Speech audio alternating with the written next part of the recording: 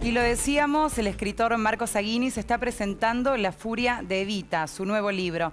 El prestigioso escritor se embarca en el desafío de contar la vida de Eva Duarte de Perón, indiscutiblemente una de las mujeres destacadas de la historia reciente. Y para hablar un poco más sobre este tema estamos en contacto con él. Buenas noches, Marcos.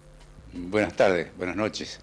Marcos, ¿cómo Gracias. surge la idea de escribir sobre Evita, un personaje de nuestra historia del que ya se ha escrito tanto, ¿no? Bueno, justamente cuando me propusieron hablar o escribir sobre este tema, yo rechacé de inmediato la idea, porque hay tantos libros, biografías, películas, qué sé yo, sobre ella, que me parecía que era un asunto totalmente agotado. Pero súbitamente se me ocurrió que después de más de medio siglo que ella murió, en algún lugar ella estará pensando, me están usando, han reducido mi vida, que ha sido vibrante, rica, intensa, a un mito que es muy reduccionista, que se pinta en blanco y negro, con algunos pocos detalles, y me han deshumanizado. Entonces estoy con rabia, ella está con rabia, y quiere hablar, porque dice que después de tanto tiempo, ella ya no le importa decir las cosas como realmente las ve, o como las ha sentido. Y a partir de ahí comienza a desarrollarse el libro. Yo he tenido que hacer, lo confieso, un gran esfuerzo para tratar de meterme en la sensibilidad de una mujer, en la forma de reaccionar de una mujer, prenderla a ella, que vivió contrastes vertiginosos. Y en la novela eso se pinta bien, y lo he tratado de hacer moviéndome en el tiempo, es decir, pasando de una forma muy fluida de su infancia y su juventud, llena de privaciones, humillaciones, incluso hambre, a el de tentar un poder enorme, claro, y ser homenajeada por todo el mundo. Entonces, en esos contrastes de mucho color, aparece una figura muy llamativa y que es realmente muy atrayente para una novela. Dicen que el tono de voz de Eva Duarte tenía una impronta que era realmente inconfundible. Ah, sí. Esa pasión casi desbordante es una de las claves de su figura. ¿La voz de Eva era una síntesis de esa furia que usted resalta en el título de su libro? Exactamente. Y he tratado de mantener la voz de ella. Incluso uso ciertas palabras que estaban de moda cuando ella vivía, elementos del lunfardo también, que ella usaba mucho, y ese estilo directo, franco, frontal que ella usaba. Pero al mismo tiempo, al libro, como es una novela y es una obra literaria, la he provisto de poesía. Y esa poesía está bastante disimulada. Lo que vibra en el libro es la fogosidad de ella y esa franqueza notable que tuvo todo el tiempo en decir lo que pensaba, aunque cayese mal. Tomás Eloy Martínez, en Santa Evita, imaginó un diálogo en donde Eva le decía a Perón, gracias por existir, al momento de conocerse. Tras el éxito de la novela, un sindicato lo criticó al escritor por inventar esa frase, a lo que Martínez le dijo, bueno, es una novela, es ficción. Le pregunto, ¿la perspectiva histórica permite abordar más tranquilos la figura de Eva Perón? Yo creo que usé aquí el estilo novela por razones muy obvias. En primer lugar, no puede ser que Eva, después de más de medio siglo de muerta, escriba una autobiografía. Eso es obviamente una novela. Claro. Casi yo diría una novela de ciencia ficción. ¿Cómo puede ser que una persona que falleció hace tanto tiempo escriba hoy un libro? Por otro lado, uno tiene que pensar que si Eva en algún lugar está escribiendo y contándonos su historia, estos años, estas décadas, no han pasado desapercibidas para ella y ha tenido que hacer una evaluación o una evolución de su pensamiento.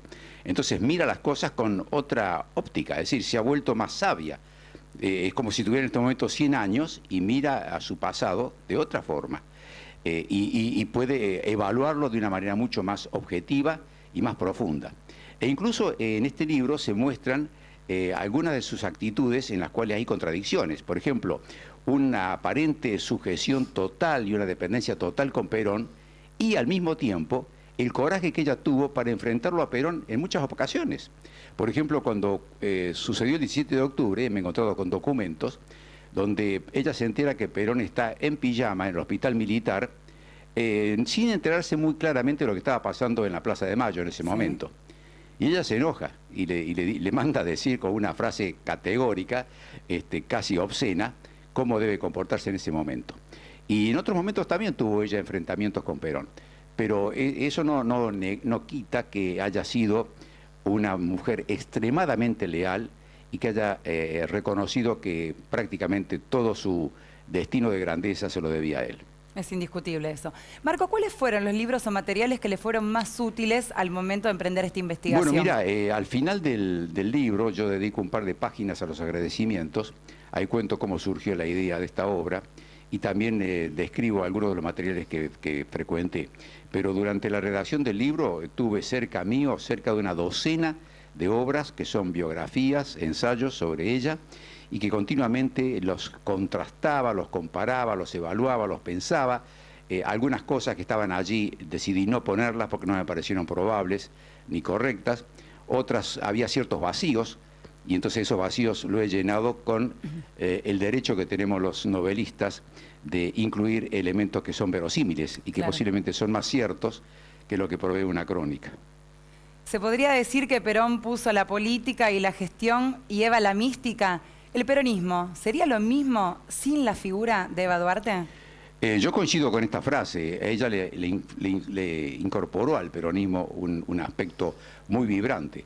Eva Perón logró generar un gran amor por parte del pueblo. Por ejemplo, ella valoró que Perón fuera un hombre que, como presidente, abrazaba a mucha gente que lo iba a visitar. Esa es una conducta que no existía en esa época. Que un presidente abrazara a alguien era algo inexistente, inconcebible. Y Eva Perón no solamente abrazaba, sino que besaba y se metía en los lugares de pobres, sucios. Incluso yo describo cuando ella viajó por España y la acompañaba la esposa de Franco, Carmen Polo. Entonces ella pedía ir siempre a los barrios pobres y se metía dentro de las casuchas. Y la mujer de Franco estaba escandalizada, no podía entender qué le ocurría a esta loca. Pero ella se sentía cómoda en ese ambiente, porque de ese ambiente ella provenía en verdad. Y se sentía muy solidaria con esa gente y generaba amor. Claro. Y ese amor que ella generó fue lo determinante, lo que causó tanto asombro después de su muerte, cuando se exhibieron sus joyas y sus pieles en el Palacio Unzué, cuando fue la Revolución Libertadora, y al pueblo peronista, al pueblo que la amaba, eso no le importó, porque era mucho más importante el amor que ella desplegó que la riqueza que hubiese acumulado. Además, la riqueza que ella tuvo fue producto de los regalos que le hacían. Ella no practicó el sistema de la coima ni de la presión para enriquecerse a sí misma, sino que recibió muchos regalos, y eso es cierto. A medida que pasan los años, podemos ver que la figura de Evita es tironeada por diversos sectores para acomodarla cada uno a su gusto, ¿no? Si Evita viviera, ¿qué sería, según Ainis? No sería montonera, empecemos por ahí, por hacer caer ese famoso mito. Evita era anticomunista, claramente, y lo decía en forma muy, muy firme.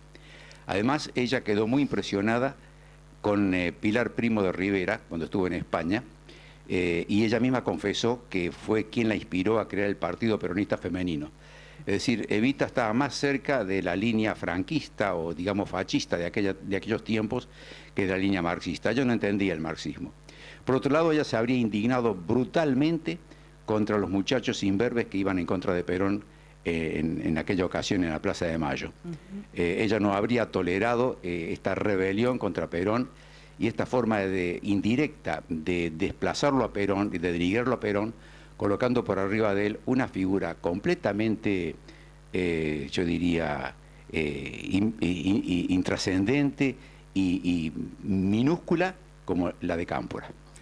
Fue la mujer más importante de su época en la política. Siempre se habló de la tapa de la revista Time, ¿no? Todo lo que se decía en esa época de ella. Sí, fue la mujer más importante. Poco después, o casi al mismo tiempo, la esposa de Roosevelt, Eleanor Roosevelt, empezó a tener mucho protagonismo.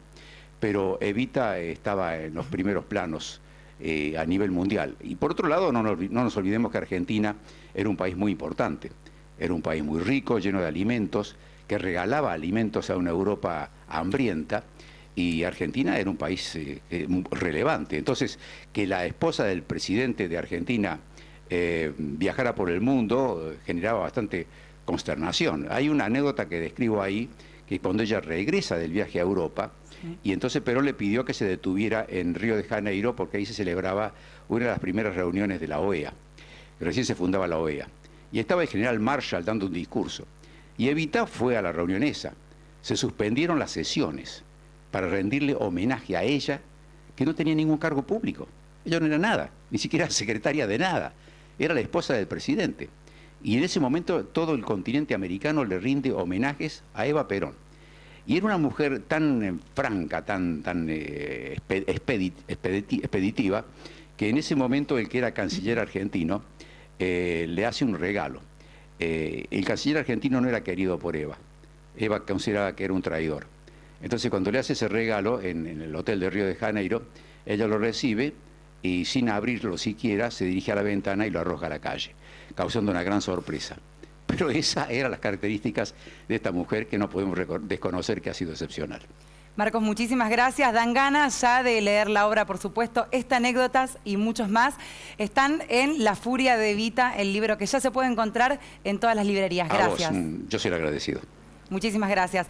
Y nos quedamos ahora en la pantalla porque en minutos nomás, te lo dijimos, tenemos la entrevista con Pablo Sirven, el autor de la autobiografía no autorizada de Víctor Hugo Morales. En minutos.